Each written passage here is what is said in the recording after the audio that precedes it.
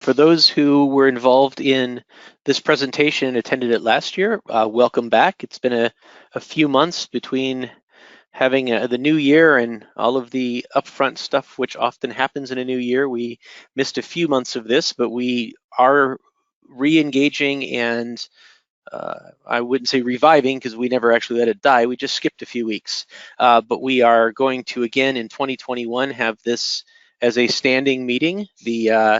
So for those who are paying attention on their calendars, expect that the fourth Wednesday of every month from now through November, we will at this time have this seminar live. And as Vanessa noted, we will have it posted if people miss it. But the intent as last year, and for those of you who were not involved last year and are maybe new to this, the intent is really to focus on some discussions around generally Abaqus and structures specifically.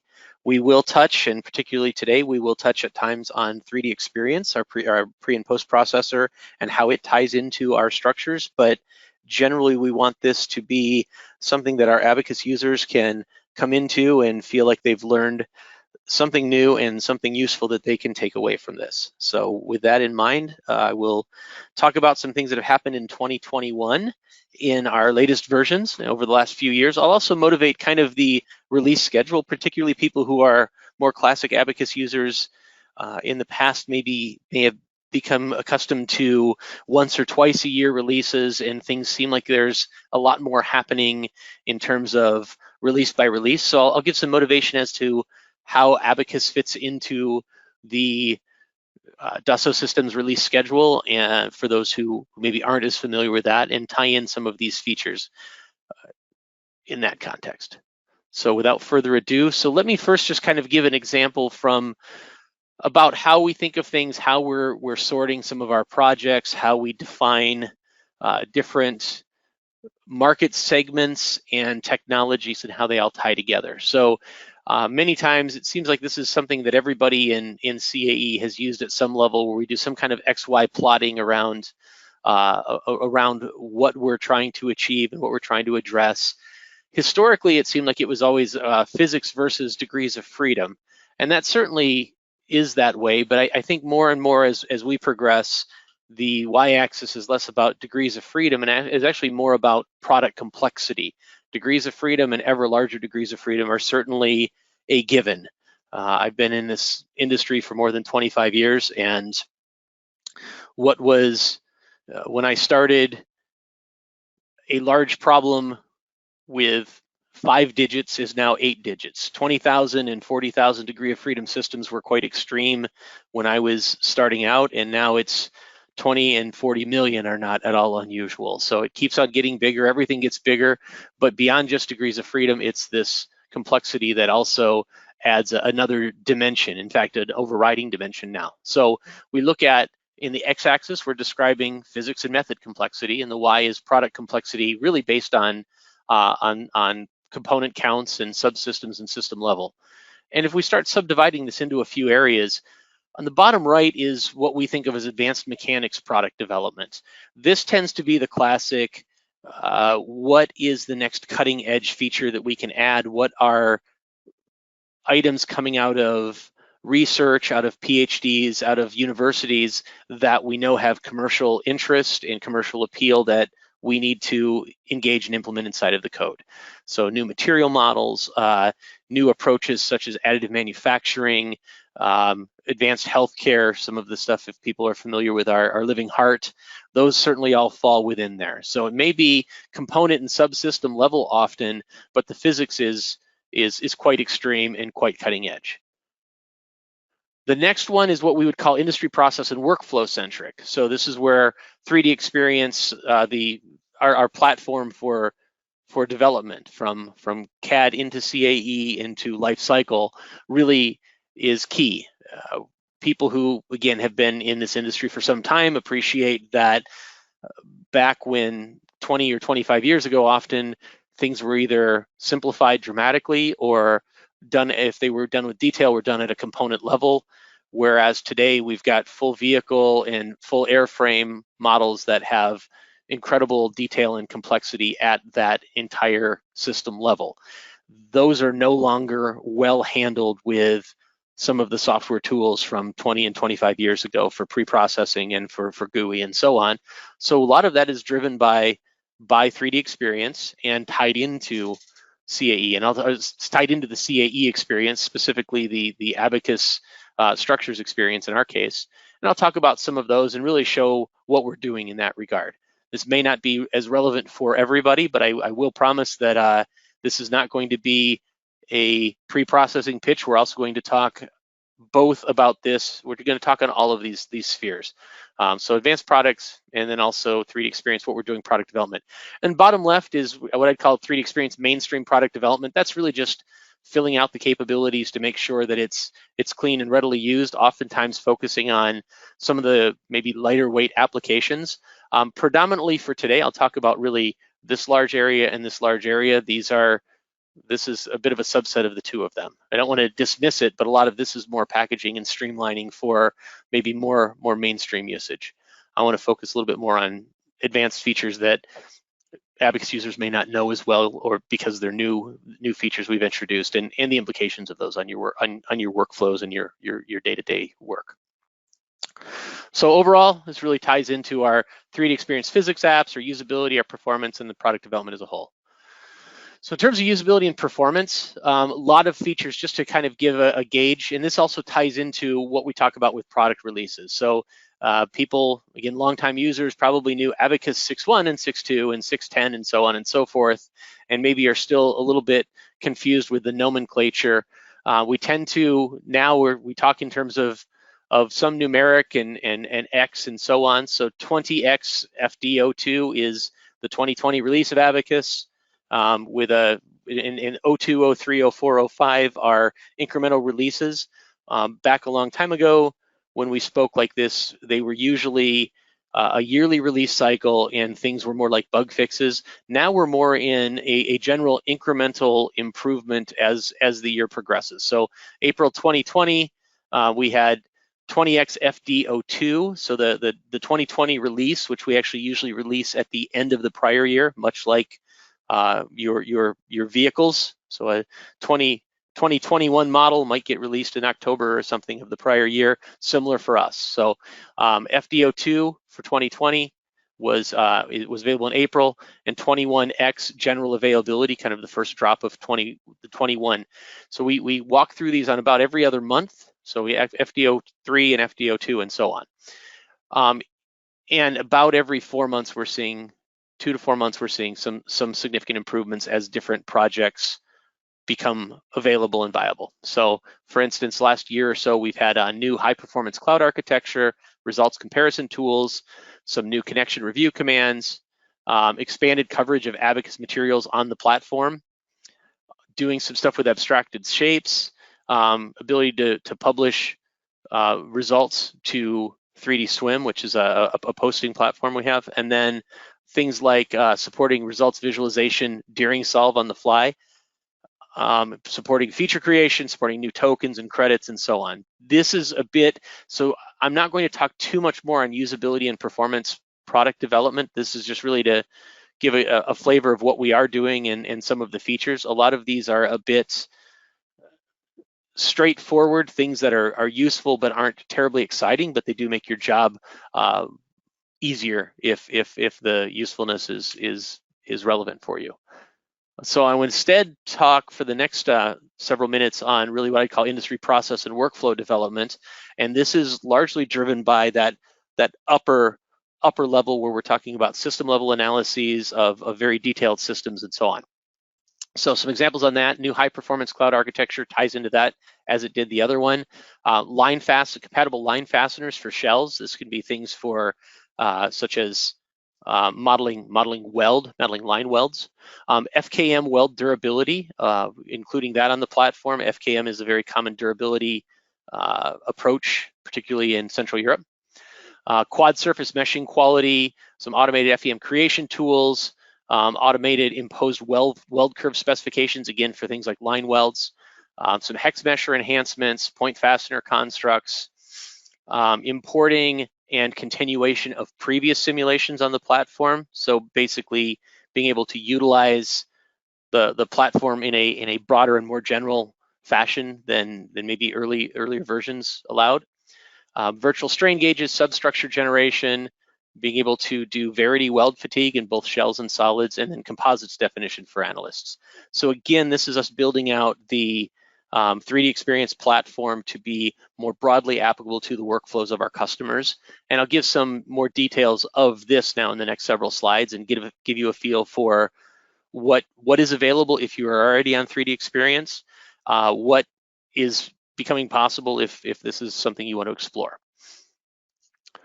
So we've done a lot of work on quad mesh virtual topology. This is really trying to end goal is to get clean, better meshes right out of the gate on 3D Experience. So better follow the main lines of geometry, increased our map mesh occurrence through smaller and simpler domains. And this results in better mesh flow, better mesh regularity, and it's really easier described. The picture paints 1,000 words in this case. So a very simple example of it is the case of before we had the mesh topology, before we have the automated topology. If I have this really what amounts to 2 quarter cylinders with the same radius and a split line here, I may want to, without virtual topology, we have an unconstrained edge. And the result of that would be a perfectly good mesh, but one that maybe is not conforming to a critical portion of the geometry. With virtual topology, we can include that and force the constraint of that edge to that point. And then, of course, we get then a representation that does indeed follow that. This is the simple version of it. I think where it's more interesting is we see more complex geometries and see what happens when we consider the left versus the right. So an example of that is a sheet metal structure, quite typical of maybe a lot of automotive assemblies, or automotive body portions. And without virtual topology, we can see the blue lines, these are non-constraint edges. And if we see an area like this, often these kinds of lines may be simply an artifact of some of the geometry creation. We may not need to conform to something like that, but one can see in the lighting as along here that this area here definitely represents a radius. It's a flowing radius. It's something in which we really want to recognize that we want to have a clean flow of the elements if we are worried about collapse or some kind of a crash problem. And without virtual topology, we miss this. We wash this over, and this is just viewed as really one big region here. Whereas with virtual topology, we can go and recognize that these are indeed constrained edges that have meaning, and one should look at the mesher, rather, should look at that in that context. And the results can be pretty easily seen, particularly when we flow in that area. We can even see in the lighting on this, you've got one has a choppy lighting because one does not have a clean mesh flow across this radius. Whereas the right one with virtual topology, we have a much more smoothly flowing set of elements. This isn't something that's merely a case of looking pretty. We're engineers, not artists. However, this is one where looking pretty actually does have engineering implications, again, particularly for collapse. If this were to bend or something like this where one has a complex radius that we know there's going to be a collapse, the evolution of the element collapse is actually more accurately captured with that smooth flow than it would be with the kind of the choppiness that's happening over here. So this does have actual structural implications. And we can look elsewhere on the model and see other areas such as around here where we've got much cleaner mesh flow, much cleaner mesh. It looks like it's going to, it's a better mesh, and that better mesh does indeed have structural numerical implications. Similarly, being able to do quad meshes of disks, recognizing that there are disks with the virtual topology. So in this case, on the left side, we'd have a situation in which we've got a region where disk will be applied that is not recognized and is just washed over, where on this side, we've got an automatic recognition of that and then an appropriate meshing to match that. Another one, again, this is also on the platform as a preprocessor, is virtual bolt enhancements. So more general and easier creation for large assemblies. Many larger assemblies have hundreds or thousands of parts that are connected together, and it becomes overly cumbersome to try to do that in any manual fashion. So this is a way to have an easier creation of large assemblies. Can connect to more than 2 supports. The user can choose various coupling types. One thing that we have seen within our customers, whether that's automotive, whether it's aero, whether it's industrial equipment, nearly everybody has their own preferred method of doing bolts and the assumptions employed with that. And this is flexible enough to really allow for people to define their own approaches to that as is relevant for their internal processes. The coupling can connect 2 or 3 rings of nodes. We can have non-coaxial holes like this and still be matched up. So again, just definitely an improvement of just usability, but when one has hundreds or thousands of these, that usability improvement is non-trivial. It can be very, very significant. Similarly, virtual bolt detection, it's an easier way to create these large assemblies. These are tools that detect coaxial and non-coaxial holes and then create these virtual bolts. And it's accessible from a flyout within there. This currently is limited to shell geometries only, but again, for those can be very useful. In a similar way, virtual contact. This is an easier way for large assemblies. Again, anybody who's used Abaqus for very long, if one has very, very large assemblies with a lot of contact, it can sometimes be quite painful to do all of that, and this makes that a bit cleaner, actually substantially cleaner. And then in the mesh itself, we've looked at defining and modifying how we look at the mesh quality, and we've introduced a new feature that we call the worst criteria, and that's allowing a quicker diagnosis and remediation of the poor elements. So not just this element is bad and it could be bad over here and over there, but just very quickly, what is the big problem? And it's highlighted even with different coloration. So what are the ones that are failing due to minimal length? What are the ones that are failing due to a warped angle, maximal angle, whatever, what have you? So allows for quicker and more rational modification if modification needs to be done. We've also done mid-surfacing enhancements for shells. If you say anybody who's done a lot of shell meshing, this can be unpleasant at time. And we continue to improve this, focusing on automotive and on commercial aircraft requirements. These are certainly the largest and most critical customers for this. And we've also found that if we're meeting these customers' requirements, frequently those are a superset of our other customers' requirements. So we're focusing on robustness for complex press parts in automotive, and really improving our success rate on machine parts in aerospace that can be mid-surfaced. Things include automatic repair of missing faces. We've also got a warning. We've got enhancements on the warning modes where if we are having problems, you better understand what's going on and what the problems may be or how we've resolved those and so on. Staying on, again, the same topic about the 3D Experience platform being able to be more effective and more efficient in usage. And I'll come back to restart on the back end of our presentation as it applies in a more general sense. But for this one, really, we're allowing 3D Experience to do much more general restart enhancements for a lot of key structures workflows. So we can restart from intermediate steps. We can do contact reactivation in that via model changes. We even have, we support local access systems for these different restarts, and so just a more generality on 3D Experience platform to capture a lot of these features in Abaqus. For people using SolidWorks, we are able to transfer SolidWorks simulation into 3D Experience. So this is particularly aimed at a lot of existing SolidWorks customers in industrial equipment, in energy and materials, transportation and mobility, so automotive suppliers or rail customers or tier 1, tier 2s in that regard. So a lot of people who are using SolidWorks and are perhaps at the edge, they need more capability than what they're doing on the SolidWorks platform, but they don't want to completely rebuild everything. So this is actually a connector, essentially. It replaces the simulation connector approach for people who might be familiar with that.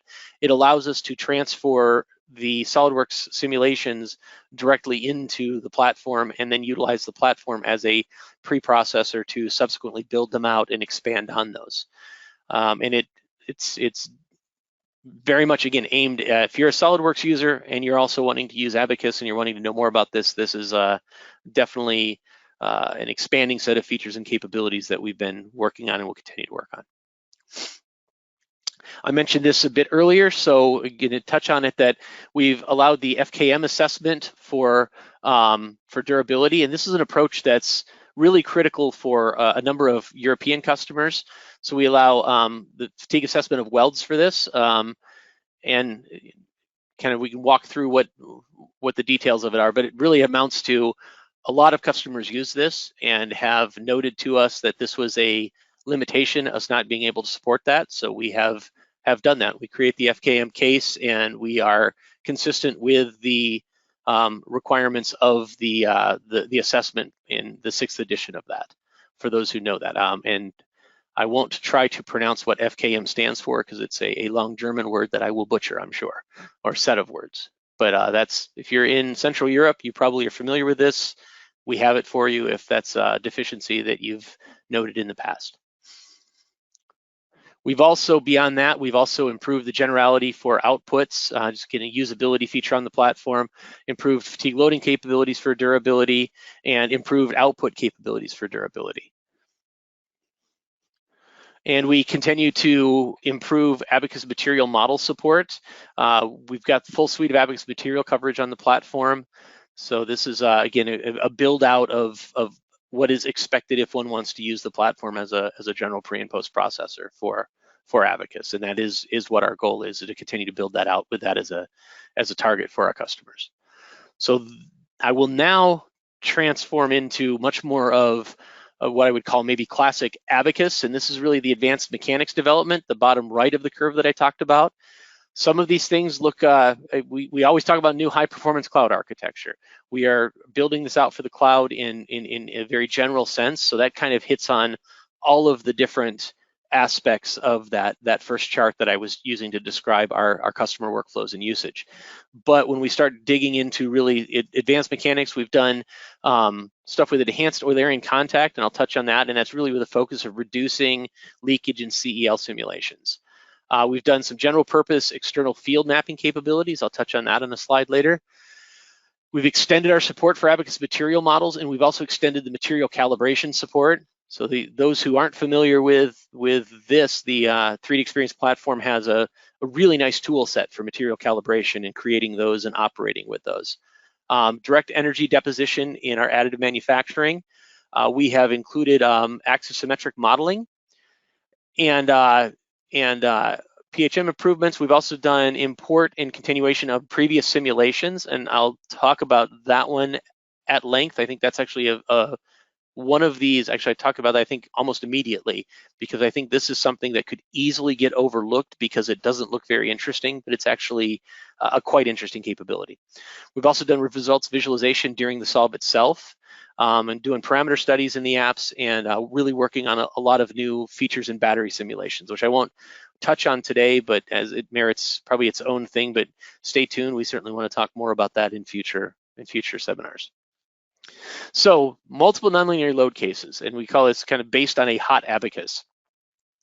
This is a feature that 25 years ago when I was an Abaqus customer, I had suggested we should do this. This has been something that, and I wasn't unique in that. Many people over the years have requested this, suggested this, described to us why it would be useful, and we have implemented it. And particularly for people that are using Abaqus standard for a lot of nonlinear uses, this could be very, very useful. So please don't dismiss this as something small, because it's not.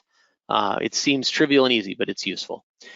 And so let me give it an example of this. In a previous workflow, we have some kind of analysis that we know that we're going to be restarting off of an initial state. So the classic Abaqus approach to things, if we are doing general steps, is step 1 progresses onto step 2, which progresses onto step 3, which progresses onto step 4. We walk down a sequential path, and one cannot depart off of that path in a general sense with nonlinearities and come back to that path without those. So if I have step 2, I do a departure and I accumulate plastic strain on that departure. And then even if I unload step 2, of course, step 3 is still subject to the history effect of that. And there are plenty of examples of problems for which we don't necessarily want that. And I'll give a particular example of that in a bit. But if one wanted to build something like this, the requirement was to do multiple input files, multiple solver initializations, multiple restarts, and have multiple ODBs. This wasn't a pleasant workflow to operate around, particularly if you're doing it on a regular basis. With this new workflow, one can define a base state input file and then independently load case input files. And with now, the keyword for this feature in Abaqus is manifest. And then we define how the evolution happens. So in my example in which I say we have one base state, so this is in a classic approach, we might have, this could be step 1, step 2, step 3, step 4. But if I know that steps 2, 3, and 4 independently follow off of step 1, I can do this in one analysis by utilizing this feature. So now with that in mind, let me describe an actual problem and where this is useful. So I have an actual problem of an assembly load and then a number of worst case loads. My pedigree when I was a user was doing a lot of chassis and suspension analysis and brakes analysis. And I also very familiar with a lot of powertrain workflows. In many of these, we have a case of assembly loads, which can be very significant. We could have high bolt loads. We could have things like in many chassis components, we have a case of press fit inserts, and those press fit inserts can drive fairly high stresses within the assembly as just a part of the manufacturing process. So if I am looking at those and wanting to keep track of those, I want to have any kind of a worst case analysis account for those. And I may do a broad sweep. Perhaps I have a case of 12 defined worst case analyses that we don't expect a vehicle would ever see all of them. We'd hope they wouldn't see any of them, but we do want to make sure that if it does see a single one of these, that it does indeed survive that. And we may want to look at these as independent load cases to understand how each one of them impacts the life. We might include these as an aggregated sequential set of analyses, but often we want to look at these as individual departures from this baseline. So the current approach for that, if I say I have my assembly analysis and I have my 12 worst case analyses that will follow it independently, I must do my assembly analysis with a restart, and then all of my subsequent analyses are their own restarted analyses from that first step with an individual departure for each loading scenario. And each one of these is essentially its own input file, its own analysis, and its own results file. So we accumulate a large number of coming into and out of the analysis. So we'd have input 1, 2, all the way up to, in my case, all 12 of my departures here, and they're all based on my original assembly. With this new capability, we do this with one shot, and we have this master file that's keeping track of everything. So the assembly analysis is one input. The individual definitions of each loading scenario are their own input files, but these are all managed as a singular file. And that's what we're showing here. So we go into, we run it once. We're not coming into and out of solve. We're not keeping track of restart files. We're not trying to manage stuff across networks. We solve it once. It's there. All of these are these independent departures with the generality that we want. Some of these can follow others if we wish, but they are managed more effectively, and it's not just a pure management situation of not having multiple results files. We're actually only going through the solver once, and I'll go back to this prior analysis. Again, we're not doing all these individual runs. We are actually just cycling through within one global run that is not going through batch pre multiple times. It just keeps on running itself. So it's both a bookkeeping and a raw efficiency capability for Abaqus.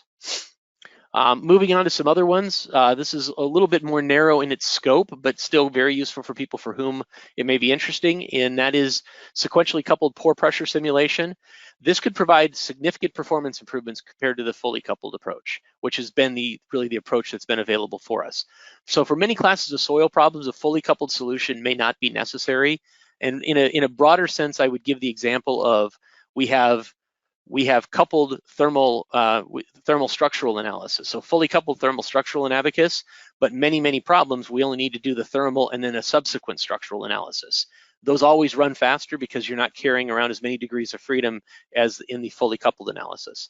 And this is kind of a similar type of thing. If we've got this sequential coupling from soils into static, as opposed to doing the fully coupled, can result in 15, 20, 30% improvement on wall time, but a dramatic decrease at times for memory. We can see memory reduced by more than half. And for some of these problems, some of these very large soils problems, that is very significant, both in the time itself and particularly in the memory, because some of these can very heavily tax memory requirements of a system.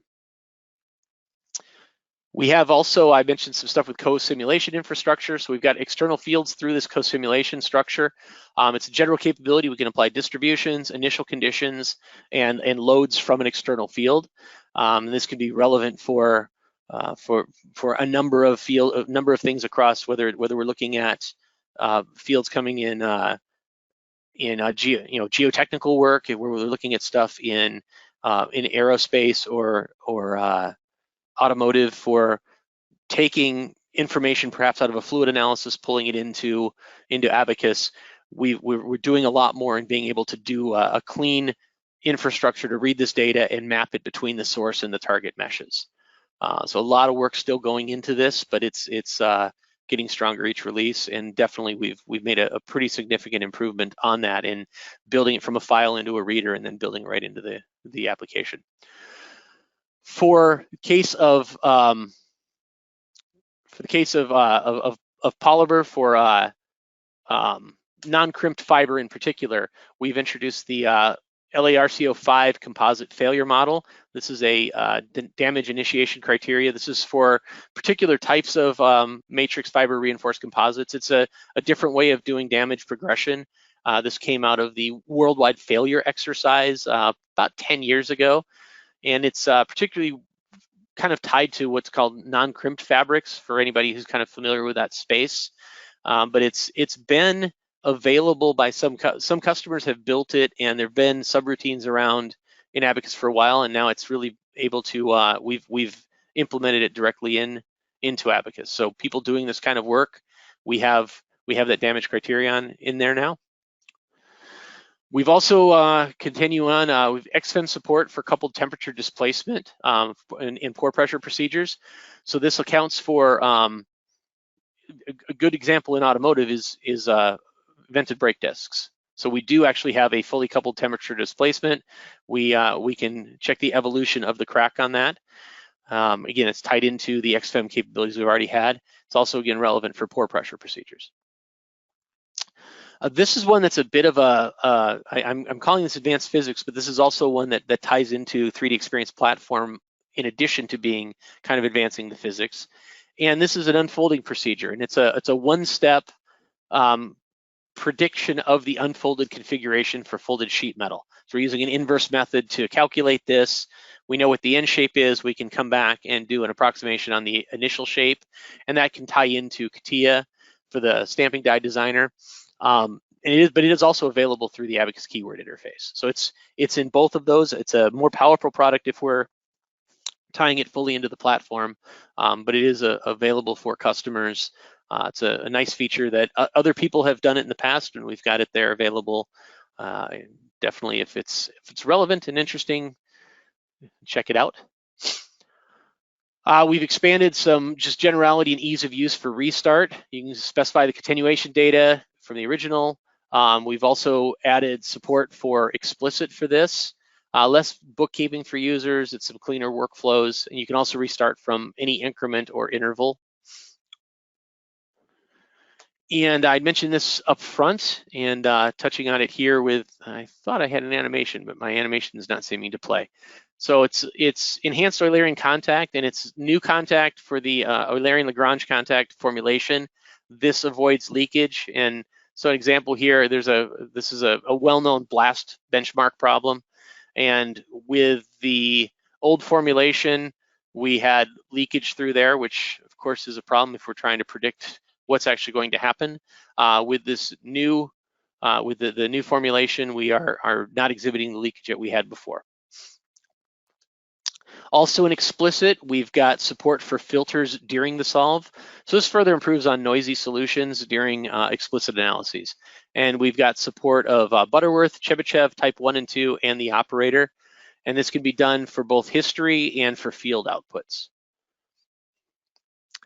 And finally, we continue to do additive manufacturing enhancements, expanding the additive manufacturing applicability and broadening to a number of relevant workflows, including volume fraction support for voxel meshes and shells. This gives improved accuracy for curved surfaces, for shell elements. We also have done some ease of use on that, units conversion, and support for non-uniform moving heat fluxes. One other item, we are expanding some of the capabilities on that to, this has been something that's been tied to 3D Experience as a preprocessor. We are doing some stuff that should be coming out pretty soon also, that's really allowing some of this capability to be available on CAE, not with the same level of functionality, just because some of this is very much tied to geometry and other kernels on 3D Experience, but some of the capabilities for AM are being ported to CAE, and we may even do an entire subsequent lecture and seminar on that itself.